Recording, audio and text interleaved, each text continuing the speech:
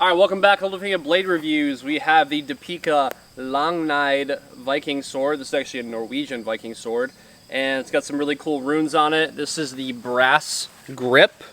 So this one is wrapped in brass and tin actually, so it gives it a really solid grip. We'll do some up-close looks at this one, looks at it in the scabbard, out of the scabbard, and then we'll go to the cut testing. Let's get to it. Alright, looking at the blade itself, we have a 37.5 inch overall length, all the way from the end of the cap, all the way to the pommel, to the more broad tip on this one. We've added a sharpening service on this, of course, because we are doing cut testing, so make sure you comment below and thank Mark for putting an awesome edge on this one, because cutting with a dull sword would not be that cool. So we have a 37.5 inch overall length, a little bit over a 30 inch double-edged blade with a very wide fuller running through the whole blade. We will get more of that on the up-close looks. We've got a high carbon steel blade. All of Deepeeka's blades are high carbon steel. Comes with a really sweet scabbard. This is a wood cord leather wrapped scabbard. It has a sword attachment as well, belt attachment as well. You can run through some cord through this one. And again, we'll get some more up-close looks at that. Blade feels really good in hand. If we're talking about weight, the weight is a little bit over 3 pounds. So really well distributed through the blade. So when you're looking at these bigger, broad cuts, this actually moves very well. I attribute it obviously to the point of balance, but also to the handle. So the handle can almost, in some cases, make or break how a blade maneuvers. And with this one having the handle being a reverse taper, meaning that the pinky and the ring finger are a little bit skinnier, and then it tapers up to the forefinger and the middle finger, as you'll see in other just European arming swords in general and other Viking swords, it actually makes it balance very well. The cross guard here, the short cross guard, does not get in the way of the hand at all when you're slashing. So some Viking swords can have kind of a stout handle, a very short handle, where maybe your hand can kind of run on the pommel, or it runs on the cross guard because you don't have a lot of room. That is not the case with this one, because it's more upswept on both sides. This allows your hand to shift naturally if you are doing some type of cutting with it, and aesthetically it actually looks really good on the blade. Okay, again, talking about the scabbard, this is a really well-made scabbard. You're going to see the same brass, the brass wrapping that's on the actual handle here, that's wrapped around the wood cord handle. You're going to see that on the scabbard, and you're going to see that running through and notching this together. There's no burrs on it or anything like that. I didn't really expect there to be, but just in case you were wondering. This will be worn, of course, underneath the hip, so underneath where a pocket would be, so that you can drop that low and get a nice clean draw.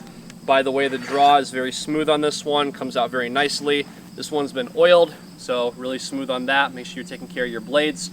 If you need blade cleaning stuff, we have a Flitz knife and gun care kit that we have available for maintaining your sword collection. And also it slides back in. It has somewhat of a lip, a rain guard. It's a similar theme that you'll see on Balar items as well. We just did a couple of those reviews. And this piece of leather here is just intended to basically protect the sword in the scabbard, just keeping it out of, potential rain, potentially just getting on the elements, just so you're not having to clean it every other day. So that's a really good feature as well. The tip is not a steel tip, it's just a regular leather tip on the end of the scabbard. And then the front of it, we've got brass rivets on here as well, connecting the sword attachment to the scabbard. So as always, I did the cut testing beforehand so I can talk about it a little bit. With this blade, like I said before, the handle's really excellent. It did matter a lot with the way we were cutting. If you don't know already from the previous videos, we're actually all out of tatami mats. There's actually nobody that we know of right now that is making them in the world, which is kind of crazy to say, because for, I think it's been 20 years that tatami mats have been readily available. Shipping is kind of crazy right now, so we are using cardboard, and we are wrapping it up to make mock tatami mats, and it's still cutting really well. Sometimes when you go with a little bit more improvised material, maybe the cuts aren't as clean, but that was not the case with this one. Mark added a sharpening service on it as well. Remember that majority, almost all Deepeeka items come unsharpened, especially their swords, because they're shipping from India. So you do want to make sure that if you want to do cut testing with this one, to click the little check mark at cultofathena.com for the link for this sword. It's going to take a couple extra business days, but we'll make sure you're taken care of and that you have a functionally sharp blade. Kind of to that point as well, no pun intended, well I guess pun intended, kind of to that point as well with the blade and with just this maneuverability, it being almost a 3-pound blade. Sometimes blades can be kind of robust like this and not move very well. That's not the case with this one. Not a whole lot of wrist manipulations. You can throw some backhand cuts pretty easily off of the shoulder. You can get big slashes out with this one.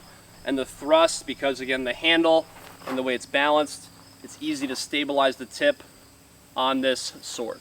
All right, let's take some time now to do some up-close looks in the scabbard, out of the scabbard. I definitely want to get this in the sunlight so you can see the runes on the crossguard and also on the pommel.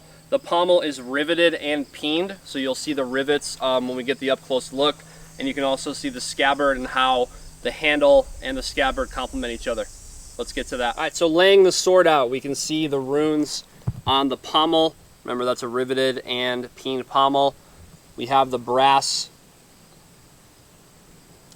wrapped handle. It's a wood cord handle. A little up close look at the runes. Tapering out to the blade, you'll see the fuller goes until about the very last, about like 2 or 3 inches of the blade at the tip. Still keeping the tip to have integrity here. If we flip it over, it's exactly the same thing on this side.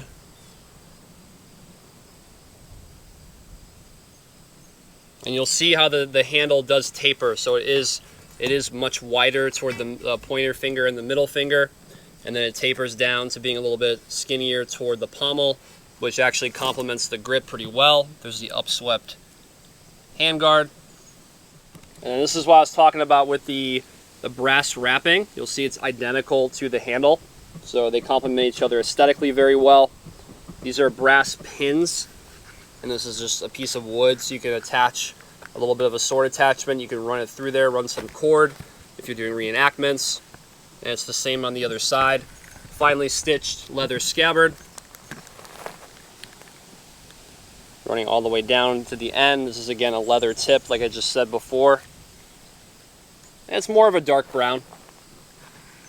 And then back to the rivets. And then this extra chape, or you can call it a rain guard. It acts for just helping protect right toward the guard of the sword.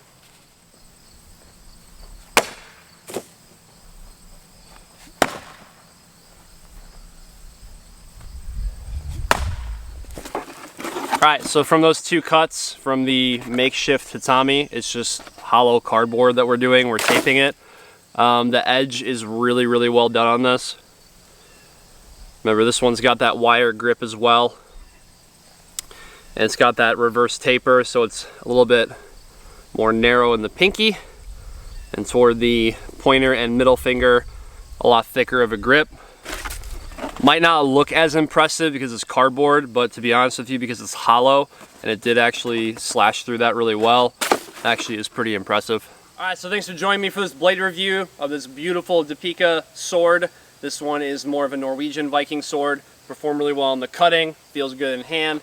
If you like really robust blades like this that have a little bit more weight to them, this is the blade for you. To buy this blade, go in the link below and check it out on the website at cultofathena.com. Again, if you need blade care kits, if you are doing cut testing, if you live in a humid climate, especially being summertime, and you want to make sure they're maintained, go ahead and check it out. Flitz knife and gun care kits in our blade cleaning section on our website. Subscribe to the channel, like this video. Thank you for your supports, and we'll see you in the next video.